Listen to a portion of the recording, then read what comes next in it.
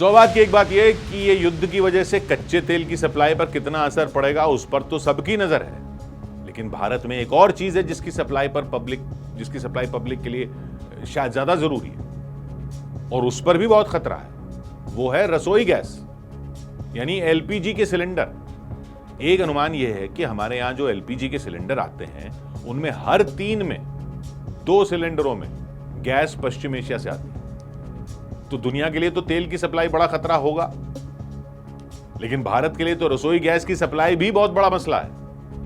Public का petrol diesel पर ध्यान तो जाता है कि वो वहां से आता है कच्चा तेल, तो पेट्रोल डीजल की मार पड़ेगी, लेकिन कच्चा तेल तो और भी बहुत जगहों से आ सकता है।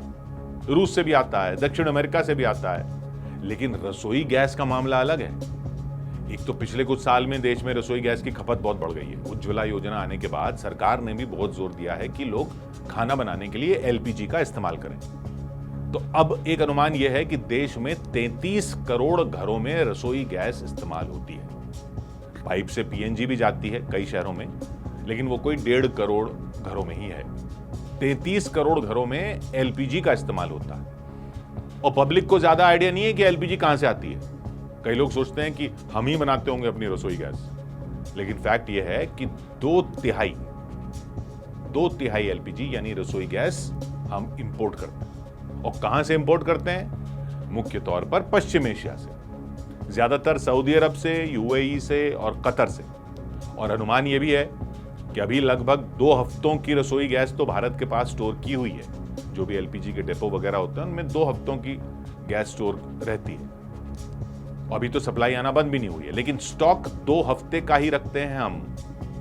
तो तैयारी तो शुरू कर दी गई है, क्योंकि जहां से गैस आ रही है उस इलाके में जंग छिड़ी हुई है। वैसे तो एलपीजी दूसरी जगहों से भी मंगाई जा सकती है, अमेरिका से मंगा सकते हैं, यूरोप से भी मंगा सकते हैं, मलेशिया भी रसोई गैस एक्सपोर्ट करता है, वहां से भी मंगाई जा सकती है। अफ्रीका के भी कई देश हैं जो सप्लाई कर सकते हैं, लेकिन वो सब सौदा करने में भी टाइम लगेगा और गैस आने में भी टाइम लगेगा। तो अगर ईरान इजराइल जंग ने और ज्यादा खतरनाक मोड़ ले लिया, उसके लिए तैयारियां तो सरकार ने शुरू कर दी और बताया जा रहा है कि अभी कोई चिंता की बात नहीं है, अभी तो नहीं है, लेकिन पेट्रोल डीजल का मुद्दा तो है ही।